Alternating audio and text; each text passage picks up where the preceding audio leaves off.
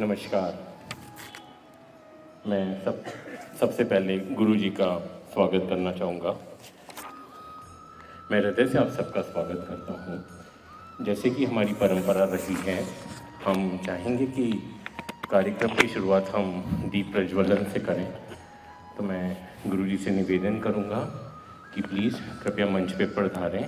Vipin Joshi sir and Nitin Khandelwal sir कृपया मंच पर पधार कर दीप प्रज्वलन करें। Thank you.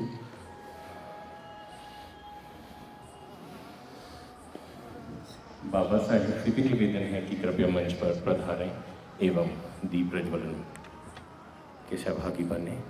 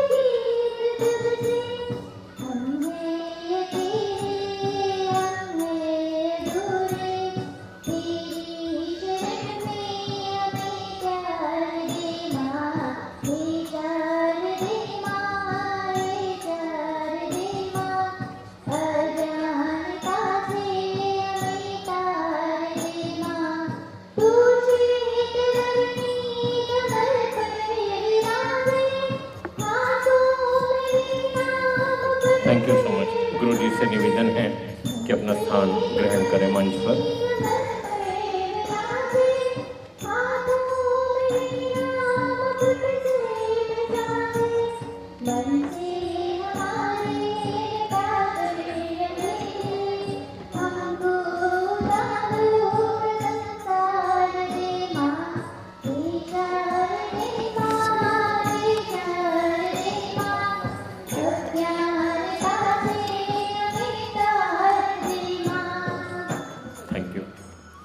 बहुत ही खूबसूरत प्रस्तुति कैटलाइजर की ही दो स्टूडेंट्स अनम और आरजू के द्वारा।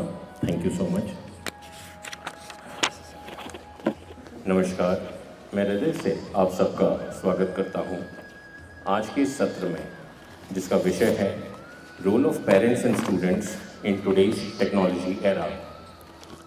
आवर स्पीकर टुडे इज परम पूज्य वेद मूर्ति श्री धनंजय शास्त्री वैद्य जी, a devout disciple of Srimad Jagadguru Shankaracharya ji.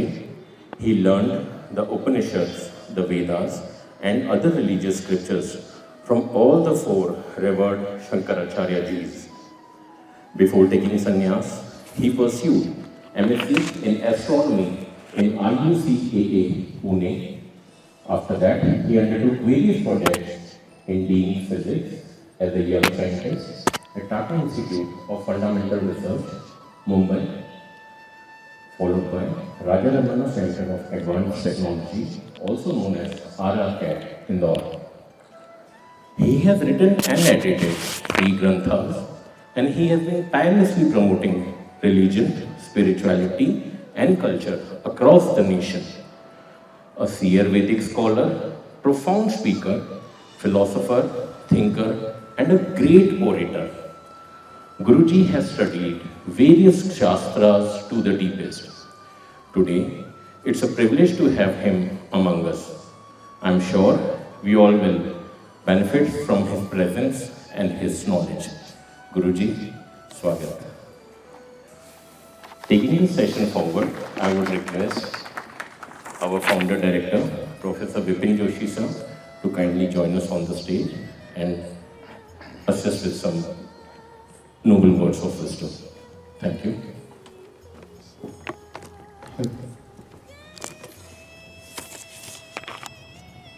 सच्चिदानंद रूपाय विश्वोत्पत्त्यादि तापत्रय विनाशाय सदाशिवसमारम्भं शंकराचार्यमध्यमाम् अस्मदाचार्यपर्यन्तां वंदे गुरु परंपरा।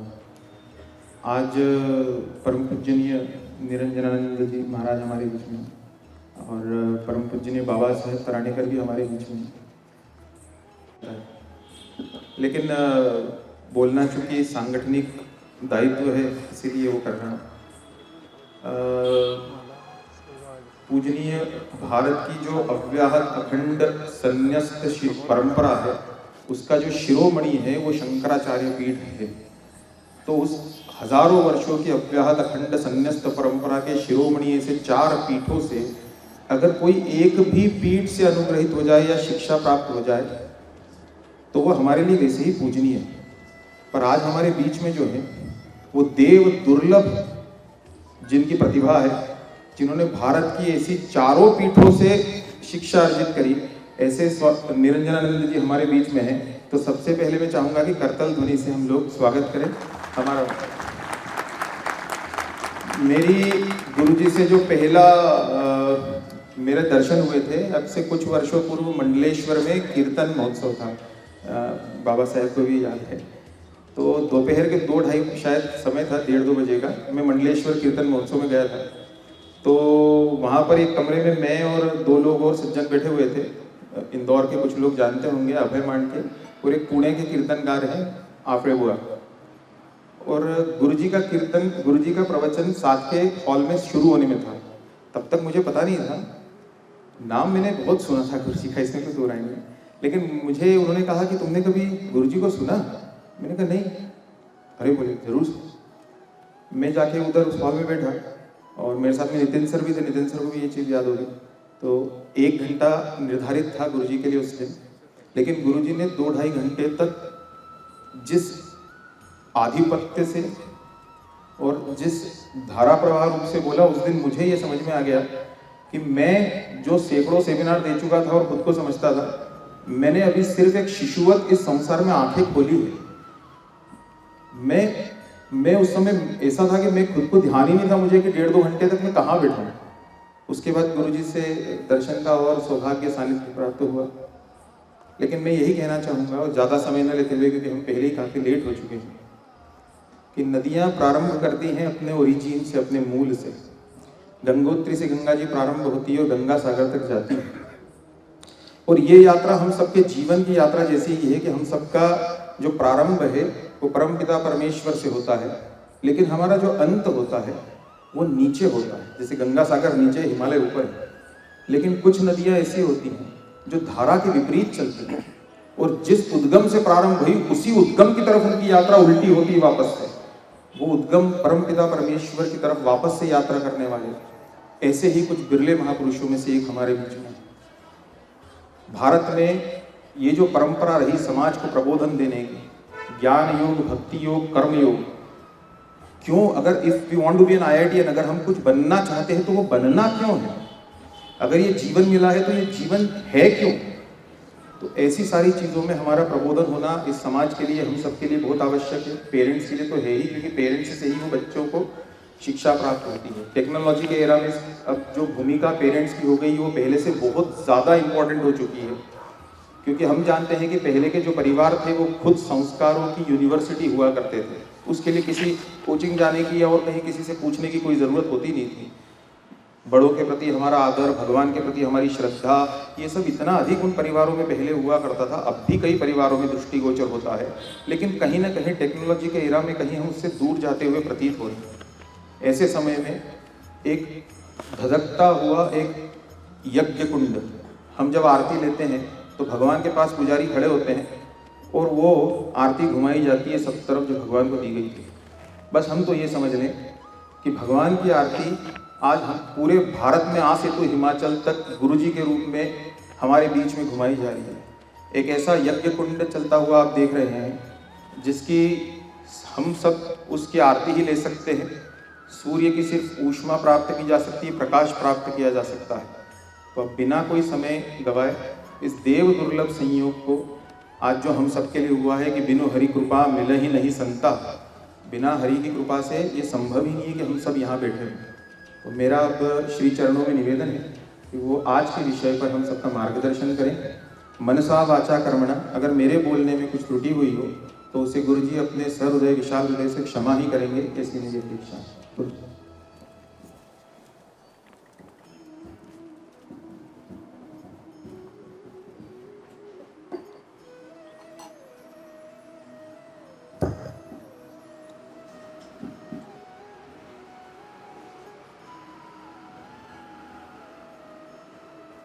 गजाननाय महसे प्रत्यूहतिमिरच्छिदे अपार करुणापूरतरङ्गितदृशे नमः। सुरगणपितृयक्षसेवितं ह्यसुरनिशाचरसिद्धवन्दितं वरकनकहुताशनप्रभं प्रणिपतितोऽस्मि हिताय भास्करम्। आद्यन्तमङ्गलमजातसमानभावम् आर्यन्तमीशमजरामरमात्मदेवं पञ्चाननं प्रबलपञ्चविनोदशीलं सम्भावये मनसि शङ्करमम्बिकेशम्। नान्तोऽस्ति यस्य न च यस्य समुद्भवोऽस्ति वृद्धिर्न यस्य परिणामविवर्जितस्य न पक्षयञ्च समुपैत्यविकारी वस्तु यस्तन्नतोऽस्मि पुरुषोत्तममीशमीड्यम्। देवि प्रपन्नार्तिहरे प्रसीद प्रसीद मातर्जगतोऽखिलस्य प्रसीद विश्वेश्वरि पाहि विश्वं त्वमीश्वरी देवी चराचरस्य। श्रुतिस्मृतिपुराणानाम् आलयं करुणालयं नमामि भगवत्पादशङ्करं लोकशङ्करं।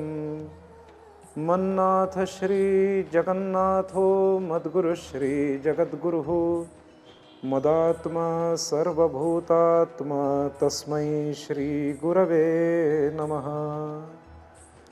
श्रीराम जय जय राम। श्रीराम जय जय राम।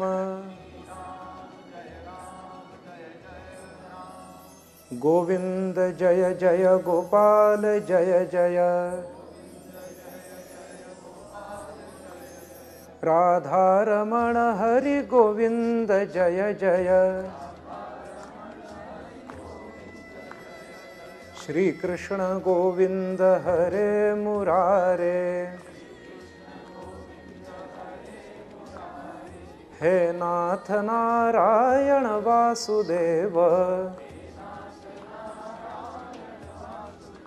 श्री वृंदावन विहारी लाल की जय।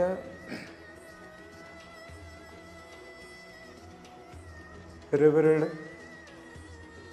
Shri Taranekar ji, my dear youngster friends and brothers and sisters of the cleanest city of Bharat, that is Indore.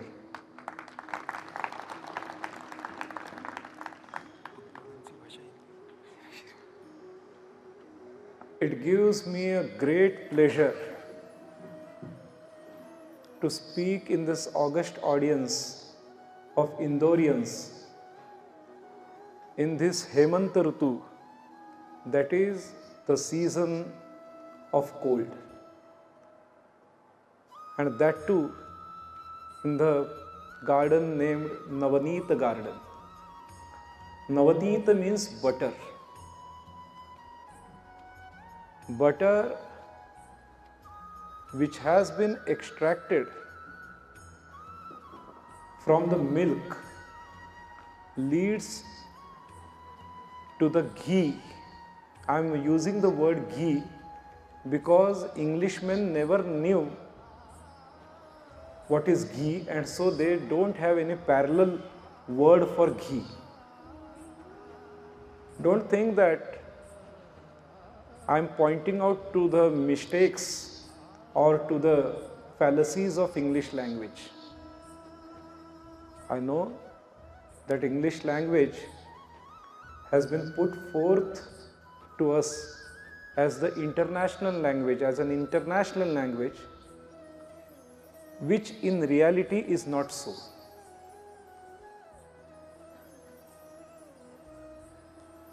We are brought up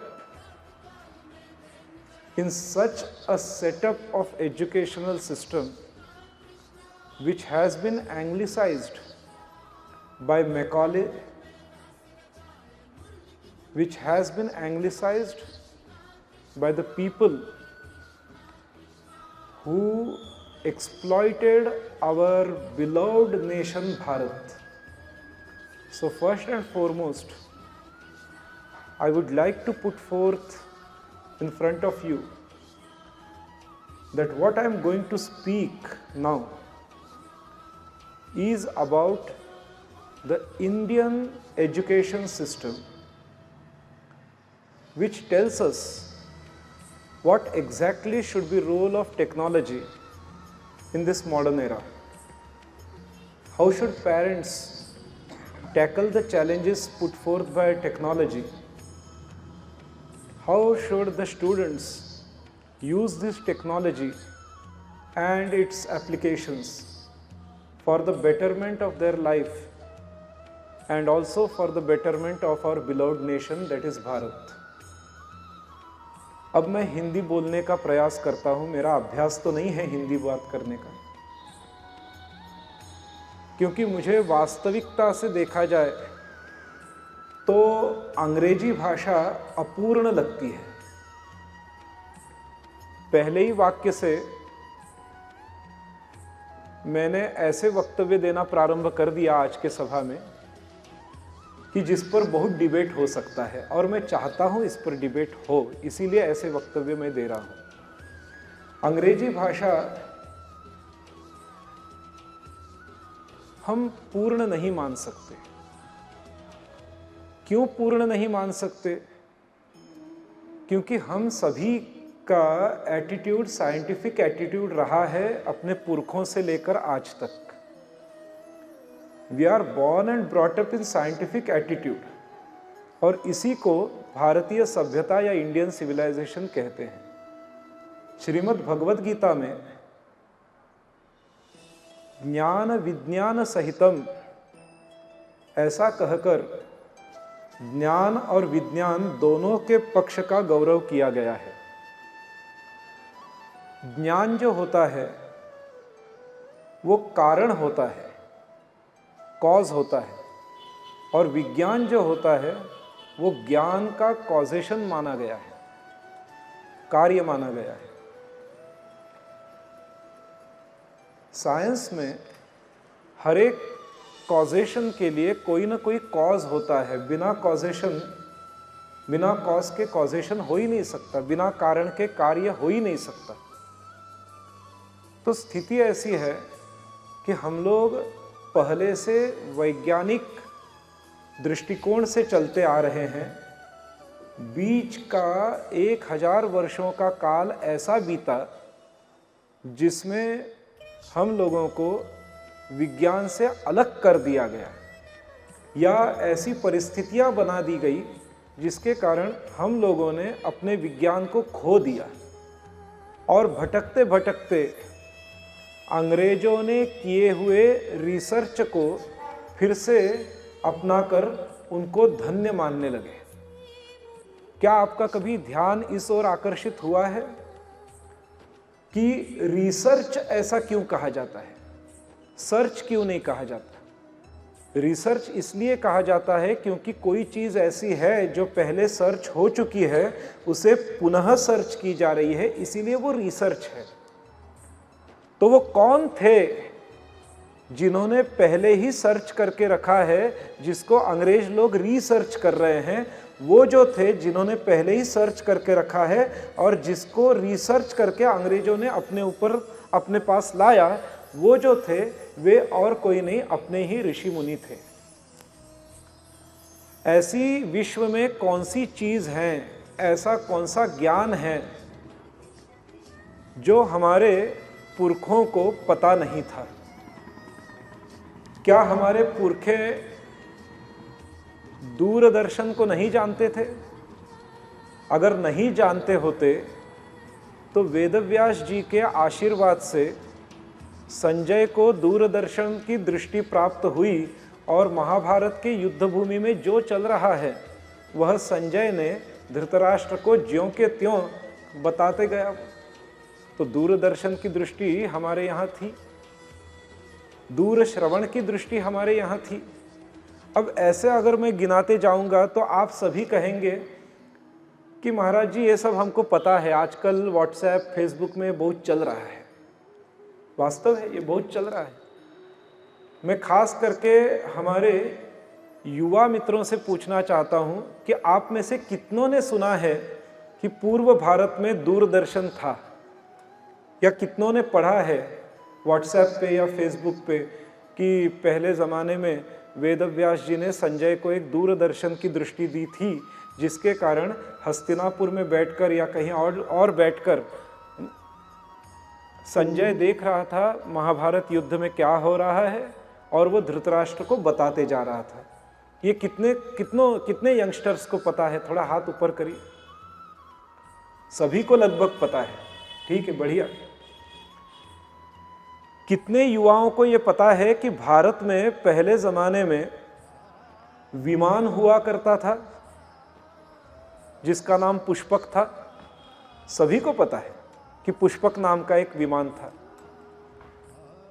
कितने युवाओं को ये पता है कि पहले जमाने में ऋषि मुनि चंद्रलोक पर जाया करते थे या सूर्यलोक पर जाया करते थे? कितनों ने सुना है ये? कुछ लोगों ने सुना है, बहुत बड़ी। जाते थे, चंद्रलोक में भी जाते थे, अलग अलग लोकों में जाकर आते थे, जाते भी थे और सही सलामत आते भी थे।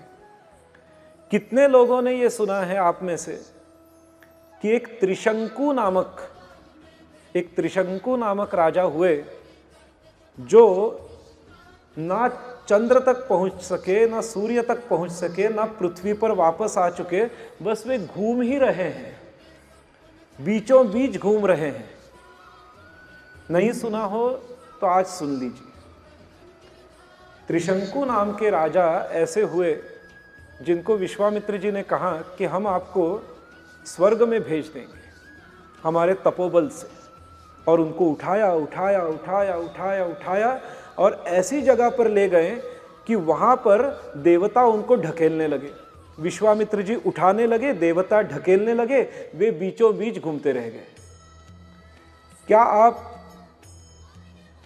इसी को सैटेलाइट की थियरी मान सकते हो कि यहां से हम उठा रहे हैं और वहां से ग्रेविटेशनल फोर्स उसको बैलेंस करते जा रही है? वो सैटेलाइट ना ऊपर उठ पा रहा है ना नीचे आ रहा है, वो बस घूमते रहा है। त्रिशंकु। आप में से कितनों को पता है कि हमारे ऋषि मुनि पहले से जानते थे कि पृथ्वी सूर्य के इर्द गिर्द घूमती है? प्रायः हम में से सभी को पता है कि पृथ्वी सूर्य के इर्द गिर्द घूमती थी। यह बात यूरोपीय लोगों को आज से करीब 700 साल पहले पता चली, पर अपने यहाँ तो युगों से ये बात पता थी। अब प्रश्न यह उठता है कि अगर कोई पूछता है कि गुरुजी आपने अभी कितने कुछ गिना दिए चीज़ें, पर इसके कोई इक्वेशंस भी तो हमको दो।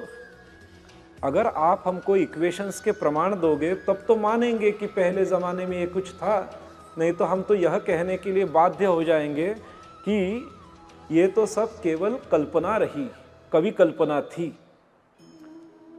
बात ऐसी है कि यदि आपने फाइनमैन लेक्चर्स ऑन फिजिक्स पढ़ा हो, आप में से कितने फाइनमैन को जानते हैं? साइंटिस्ट थे बड़े, फाइनमैन नोबेल लॉरेट थे।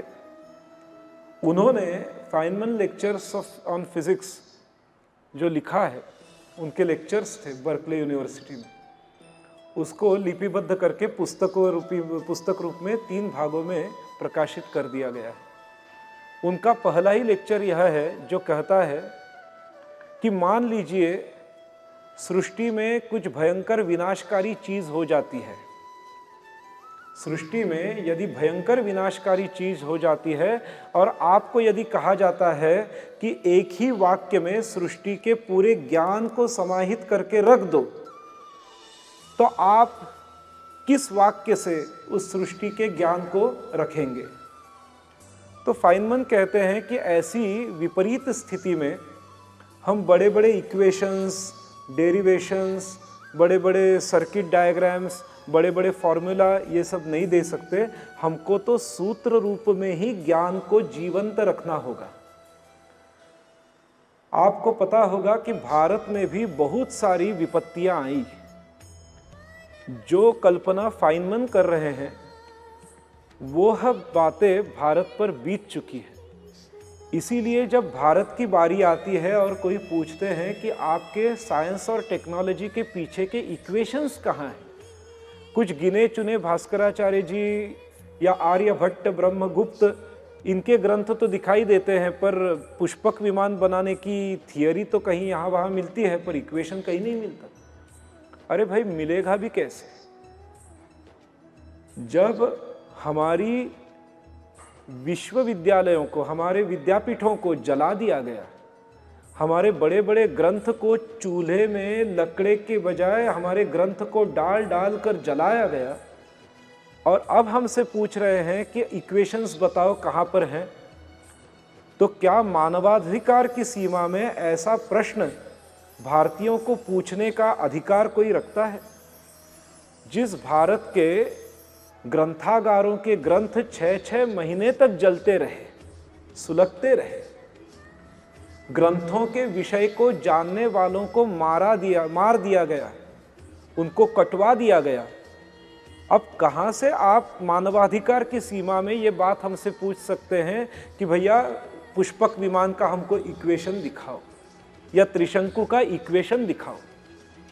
किम बहुना ये मानना पड़ेगा कि भारतीय पूर्वजों का यह बड़ा उपकार है कि उन्होंने सूत्र रूप में सभी ज्ञान को संजोए रखा है। तो सभी ज्ञान अपने यहाँ सूत्र रूप में सुरक्षित है।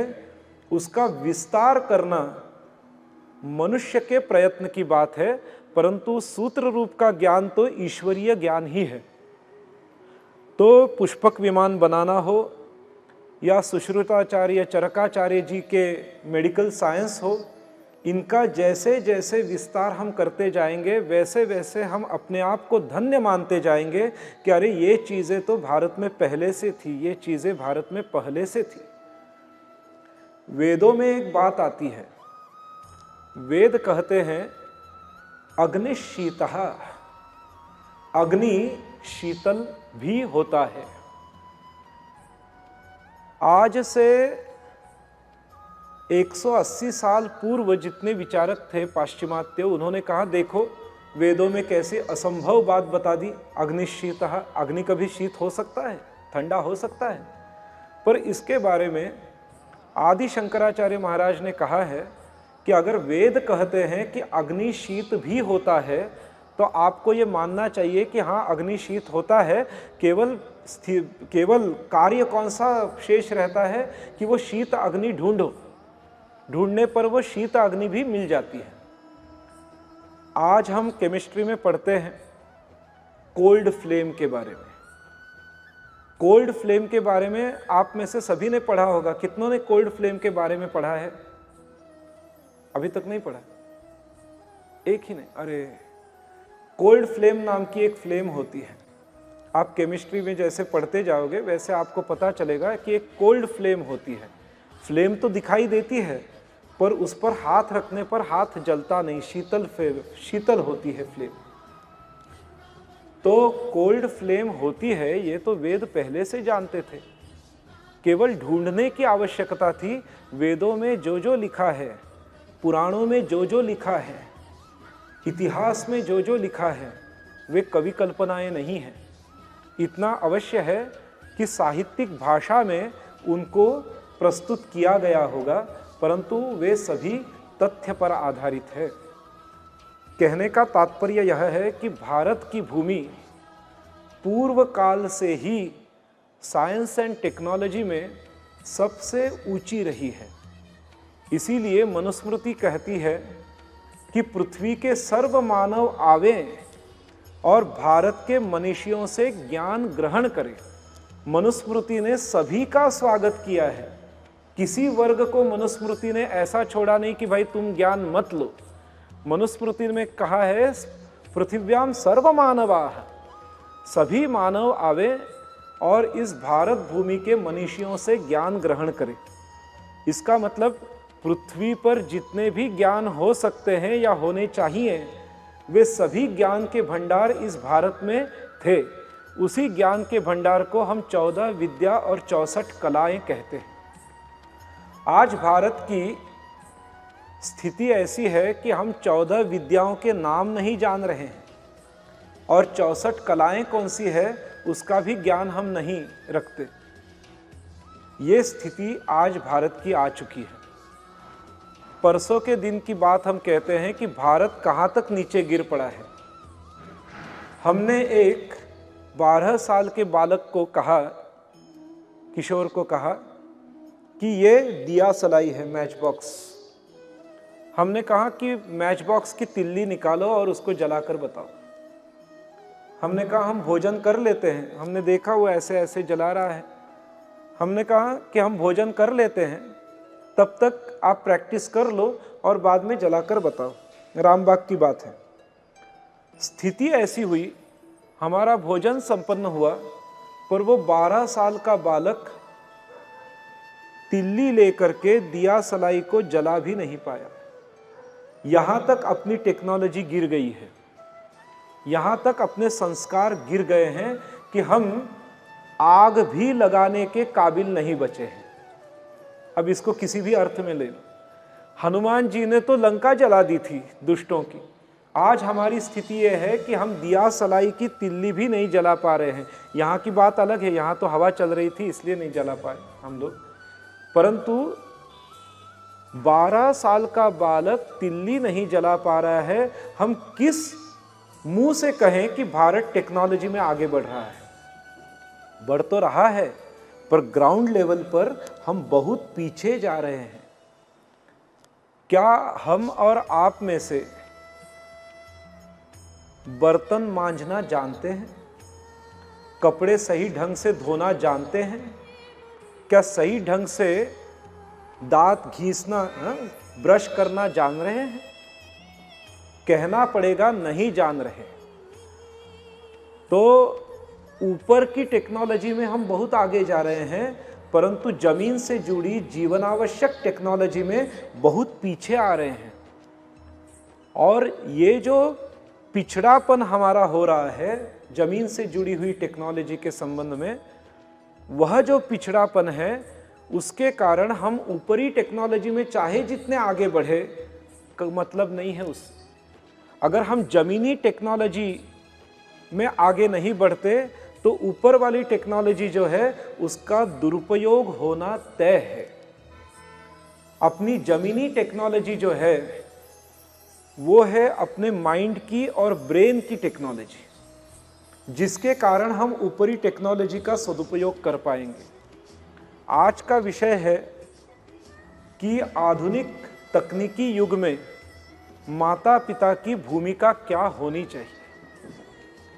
तो हमने सबसे पहले इस बात पर प्रकाश डाला कि हम आधुनिक टेक्नोलॉजी का अर्थ ये ले रहे हैं ऊपरी टेक्नोलॉजी, मतलब हवाई जहाज हो, इंटरनेट हो, मोबाइल फ़ोन्स हो, कंप्यूटर हो, इत्यादि इत्यादि। परंतु हम आप सभी का ध्यान इस ओर आकृष्ट करना चाहते हैं कि हम माइंड को ट्रेन करने की टेक्नोलॉजी और अपने जीवन को संस्कारित करने की टेक्नोलॉजी भूलते जा रहे हैं और फिर परेशान हो रहे हैं कि हमारे बच्चे मोबाइल पे बैठे हैं।